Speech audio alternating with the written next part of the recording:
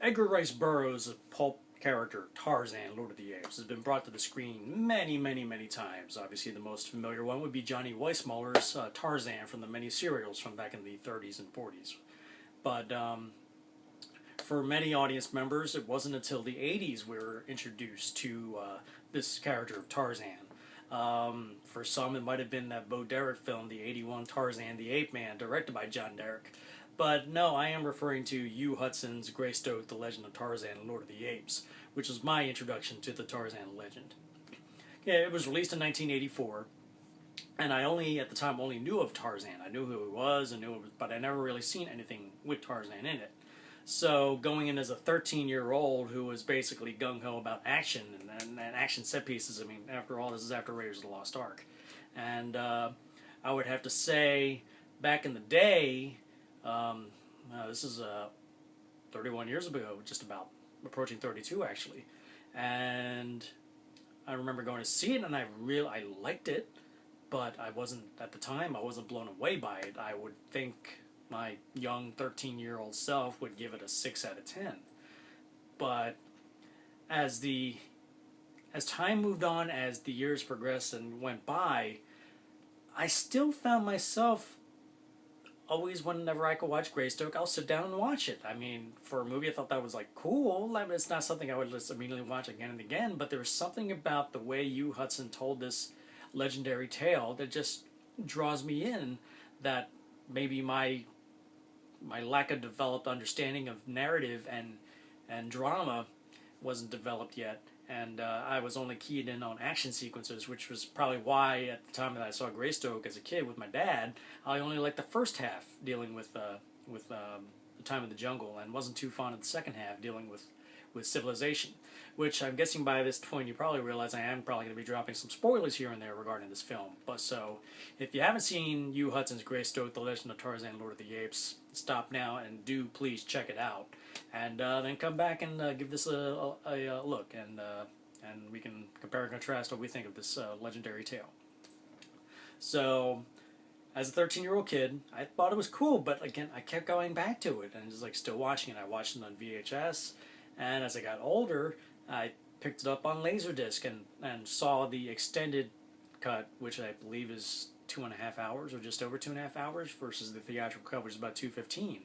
And it would have been the first time that I really saw Greystoke, The Legend of Tarzan, and was in the proper mindset and understanding of what Hugh Hudson and Robert Towne, who was one of the co-writers on the screenplay, was trying to tell me and show me, and I really finally got it. And this, for me, is one of the best Tarzan films ever made. It wasn't until Disney did it in 1999 with their animated Tarzan movie, which I thought was an exhilarating and fun adventure, that they finally did a Tarzan movie right that actually is better than this film. And to this day, I still don't think many Tarzan films can compare. And there is even one coming out next summer, The Legend of Tarzan, but again, I don't know if it's going to be able to compare to the original Greystoke. So, what does this telling of Tarzan have going for it? Not just the scope of the film, but just the performances, the directing, score, and most importantly, the visual effects and the makeup effects are outstanding, and were nominated for an Academy Award, but unfortunately lost to Amadeus. I don't understand that, but go figure, that's the Academy. But Greystoke begins with the shipwreck, and then we follow, for the first half of the movie, the growth of Tarzan and his adoption by this clan of apes, this tribe of apes, and how he is raised amongst them. The whole entire opening of the film is devoid of any English dialogue, is primarily told through pantomime, if you would say, from the apes, and expression. And these apes are played by actors in outstanding makeup work by Rick Baker and company. And there are instances where these actors in ape suits are mingling with real chimpanzees, and you can't tell the difference. I wouldn't even be surprised if the chimpanzees could tell the difference. But the makeup work was outstanding, and you must key in on the performances.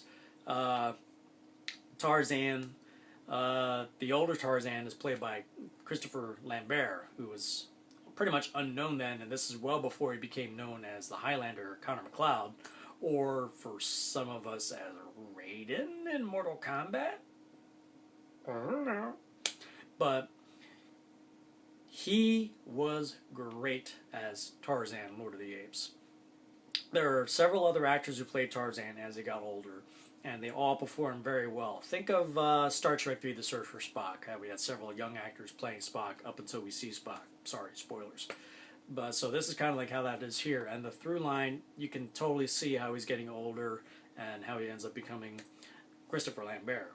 And when Christopher Lambert's Tarzan meets with his first human, played by in the great Sir Ian Holm, who plays Captain Philippe, and their interaction is just great, and how Philippe is trying to teach him English and teach him who he is, what he is, and that's just such a fascinating sequence. Again, stuff that's mostly pantomime and expression and good old growls and roars and whatnot that just totally conveys the story.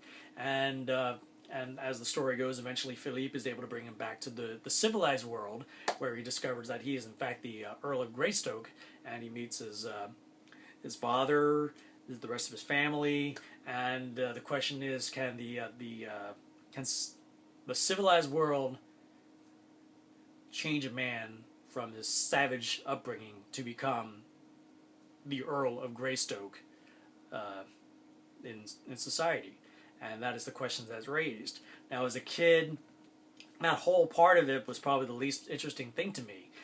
But as seeing it as an older person, and that was definitely probably the most fascinating part to me, is the duality of the savage and the civilian, and just how problematic and how much the transition is going to be. And it was a very fascinatingly told and well told story. And I still think the first half is still better than the second half, but as a whole, the movie is great. Again, for Christopher Lambert's performance and Rick Baker's effects. The film also features Sir Ralph Richardson as the Earl of Greystoke, James Fox, and Andy McDowell as Jane Porter. This, incidentally, which was their first film. But, interestingly enough, the filmmakers, or maybe even the studio, felt that she wasn't British enough, so she was actually dubbed by Glenn Close, who, interestingly enough, you'll know Glenn Close plays Tarzan's mom in Disney's Tarzan. Circle of Life thing. But regardless, all the performances are great in this movie. And the direction, Hugh Hudson's direction, who also did Chariots of Fire, is spot on. John Scott's memorable, epic, lyrical score that plays in the overture and throughout the film is fantastic. And it's just a great adventure. I mean, it's a different type of action adventure. I mean, not like on the scale of like a Raiders of the Lost Ark or Speed or Raid or anything like that. But it's just an incredibly well-told action adventure about Tarzan and how a savage man was brought back to society to live in the civilized world, and how he longed to return to his own world. And as it turns out, Greystoke, for the longest time, is still, for me, the best live-action adaptation of Tarzan. No disrespect to Johnny Weissmuller, but this is a great film. So I highly recommend Greystoke, The Legend of Tarzan, Lord of the Apes. As I mentioned, as a kid, I probably only gave it a 6 out of 10 back then, but what did I know? I was just a kid. Nowadays, I would give Greystoke an 8 out of 10. As I mentioned, there are 2 versions out there. There's a theatrical version, which I think is about $2.15. I think there's the extended cut, which also features an overture, which is just over 2.5 hours. So I prefer the extended cut. I can't go into detail exactly what is different, since it's been a little while since I've seen both versions. But regardless, both of them are quite rewarding. So, have you ever heard of Greystoke, The Legend of Tarzan? Have you seen Greystoke, The Legend of Tarzan? Have you heard about this new Legend of Tarzan that's coming out? I'd like to know in the comments below. And if you like my review, please hit that like button.